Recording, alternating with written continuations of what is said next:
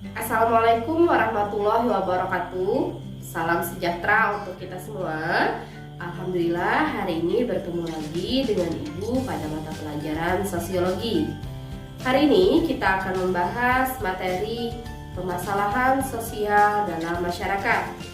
Sebelum lebih lanjut kita masuk ke materi, akan Ibu sampaikan terlebih dahulu kompetensi dasar dan tujuan pembelajaran kita hari ini. Silahkan diperhatikan.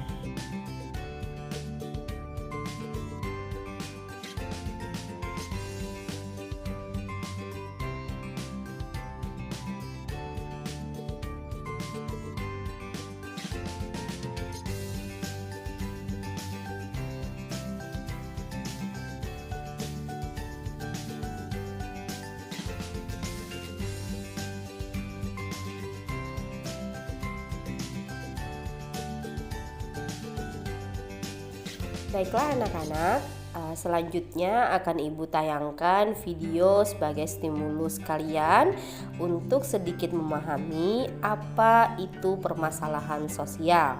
Silahkan kalian simak tayangan video berikut dengan seksama dan kemudian akan kita beri tanggapan bersama.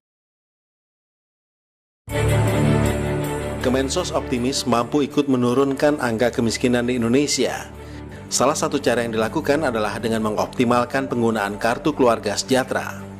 Optimalisasi pengurangan angka kemiskinan adalah dengan cara ikut memasukkan para penyandang masalah kesejahteraan sosial yang selama ini tidak terdata karena tidak memiliki kartu keterangan, baik berupa kartu keluarga ataupun KTP.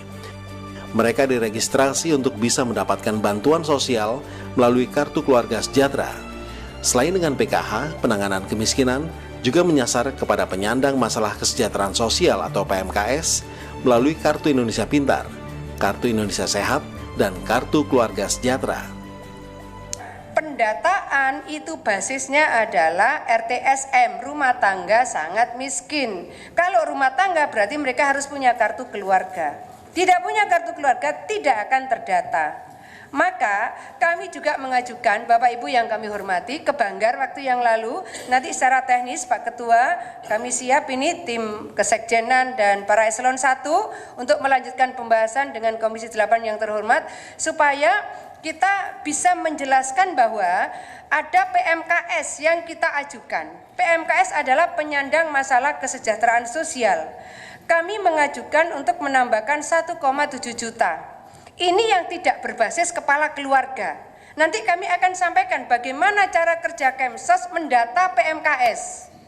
Karena ini bukan didata oleh BPS, ini didata oleh Kemsos karena mereka adalah penyandang masalah kesejahteraan sosial.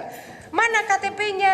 PMKS sebagian besar tidak punya KTP, apalagi kartu keluarga. Tapi kan mestinya negara hadir menyapa mereka penyandang masalah kesejahteraan sosial. Salah satu implementasi penanggulangan kemiskinan melalui program Keluarga Harapan. Tahun ini program tersebut ditingkatkan jumlah sasarannya dan diintegrasikan dengan program Kartu Sakti. Dari RPJM dalam 5 tahun ke depan, target turunnya angka kemiskinan sebesar 4% dan Kemensos memiliki peran menurunkan angka kemiskinan sebesar 1%-nya. Dengan asumsi tunjangan alokasi anggaran tidak berubah. Kementerian Sosial itu tugas utamanya adalah menurunkan angka kemiskinan dari target pemerintah yang sekarang 10,96% menjadi 7-8%. Saya ambillah turun menjadi 7%, ya bukan 7-8. Berarti kita punya tugas menurunkan 4% dari angka kemiskinan nasional selama 5 tahun. Saya menghitung dari program PKH, program Keluarga Harapan, kemudian program Keluarga Sejahtera. Jadi kita melihat bahwa Kementerian Sosial insya Allah setahun itu bisa kontribut 0,2% menurunkan kemiskinan. Sehingga dalam waktu 5 tahun sesuai dengan hitungan kami minimal Kementerian Sosial bisa kontribut menurunkan 1% dari 4% yang ditargetkan pemerintah. Program Kartu Indonesia Pintar, Kartu Indonesia Sehat, dan Kartu Keluarga Sejahtera tidak hanya menguatkan kesetiakawanan sosial, tapi menjadi benteng ketahanan sosial masyarakat, sehingga iklim saling percaya, komunikasi santun, dan keeratan sosial akan hadir di tengah masyarakat.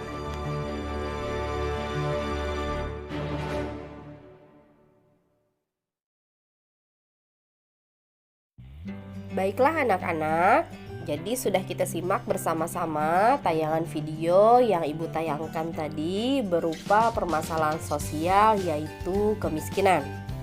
Yang dimana dari tayangan video tersebut terdapat masalah, kemudian terdapat faktor penyebab, dampak, serta pemecahan permasalahan sosial. Di mana dari tayangan tersebut terdapat permasalahan sosial kemiskinan yang juga di sana peran Kementerian Sosial sangat membantu pemerintah dalam mengatasi kemiskinan. Jadi, Kementerian Sosial mengoptimalisasi angka kemiskinan berupa bantuan-bantuan yang diberikan kepada masyarakat miskin seperti Kartu Keluarga Sejahtera, program PMKS, penyandang masalah kemiskinan sosial melalui Kartu Indonesia Pintar, Kartu Indonesia Sejahtera, dan Kartu Keluarga Sejahtera. Target yang akan diturunkan pemerintah yaitu sebesar 4%. Jadi target kemiskinan yang akan diturunkan sekitar 4% dan bagian 1%-nya adalah peran dari Kemensos atau Kementerian Sosial. Selanjutnya kita masuk ke materi. Baiklah anak-anak, selanjutnya kita masuk ke materi kita hari ini yaitu permasalahan sosial dalam masyarakat. Yang pertama kita bahas adalah pengertian atau definisi permasalahan sosial. Apa itu permasalahan sosial? Permasalahan sosial pada umumnya ditafsirkan sebagai suatu kondisi yang tidak diinginkan oleh sebagian besar warga masyarakat karena tidak sesuai dengan nilai, norma, harapan, ataupun standar sosial yang ada. Lebih dari itu, suatu kondisi juga dianggap sebagai permasalahan sosial yang menimbulkan beragam penderitaan dan kerugian, baik kerugian fisik maupun non-fisik. Permasalahan sosial merupakan sebuah gejala atau fenomena yang muncul dalam realitas kehidupan bermasyarakat. Dalam mengidentifikasi masalah sosial yang ada di masyarakat berbeda-beda antara tokoh satu dengan yang lainnya. Marilah bersama-sama kita perhatikan definisi atau pengertian dari beberapa ahli. Yang pertama, menurut Surjono Sukanto. Apa itu permasalahan sosial menurut Surjono Sukanto? Permasalahan sosial merupakan suatu ketidaksesuaian antara unsur-unsur kebudayaan atau masyarakat yang membahayakan kehidupan kelompok sosial. Selanjutnya, pengertian permasalahan sosial menurut Sutomo adalah sebagai suatu kondisi yang tidak diinginkan oleh sebagian besar warga masyarakat. Yang terakhir, pengertian atau definisi dari permasalahan sosial menurut Martin S. Weinberg. Menurut Martin, masalah sosial adalah situasi yang dinyatakan sebagai suatu yang bertentangan dengan nilai-nilai oleh warga masyarakat yang cukup signifikan, di mana mereka sepakat dibutuhkannya suatu tindakan untuk mengubah situasi tersebut. Selanjutnya, untuk faktor penyebab permasalahan sosial ada 4 faktor. Yang pertama, faktor ekonomi, kemudian yang kedua, faktor budaya, selanjutnya yang ketiga, faktor biologis, dan yang terakhir ada faktor psikologis. Berikut Ibu jelaskan secara singkat faktor ekonomi seperti apa, budaya, dan seterusnya. Faktor ekonomi merupakan faktor terbesar penyebab terjadinya masalah sosial. Krisis global dan PHK dapat memicu tindak kriminal. Masalah tersebut didorong adanya ketidakmampuan seseorang dalam memenuhi kebutuhan hidupnya secara layak. Selanjutnya, faktor budaya. Masalah sosial yang disebabkan oleh faktor budaya dipicu karena adanya ketidaksesuaian pelaksanaan norma, nilai, dan kepentingan sosial akibat adanya proses perubahan sosial dan pola masyarakat yang heterogen atau multikultural. Selanjutnya, faktor yang ketiga adalah faktor biologis. Masalah ini dapat timbul akibat adanya ketidaksesuaian keadaan lingkungan yang berpotensi menimbulkan ketidakstabilan kondisi biologis masyarakat, seperti adanya wabah penyakit menular, virus penyakit baru, dan makanan beracun. Selanjutnya, yang terakhir ada faktor psikologis. Faktor ini berhubungan dengan masalah pola pikir suatu masyarakat atau pribadi tertentu yang bersinggungan dengan tatanan kehidupan sosial yang ada, seperti aliran sesat dan pemahaman lainnya yang menyimpang dari ajaran agama, yang jika diamati secara detail sangat tidak masuk akal. Untuk dampak dari permasalahan sosial, di sini Ibu sebutkan ada 4. Pertama, kemiskinan. Kedua, kriminalitas. Ketiga, kesenjangan sosial, ekonomi, budaya. Dan yang keempat, kriminalitas. Mari kita bahas satu-satu dampak dari permasalahan sosial tersebut. Pertama, kemiskinan. Kemiskinan sebagai masalah sosial akibat dari kesenjangan sosial ekonomi.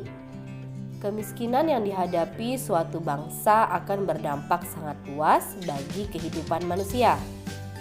Dampak dari kemiskinan antara lain meningkatnya angka putus sekolah dan menurunnya tingkat kesehatan masyarakat. Dampak yang kedua ada kriminalitas. Kriminalitas atau kejahatan sebagai salah satu bentuk penyimpangan. Hal ini karena pelaku kriminal hukum pidana yang mengatur kehidupan mereka. Kriminalitas mengakibatkan rusaknya tatanan hidup masyarakat karena ada pihak-pihak yang dirugikan, mengganggu stabilitas nasional, dan mengganggu keamanan.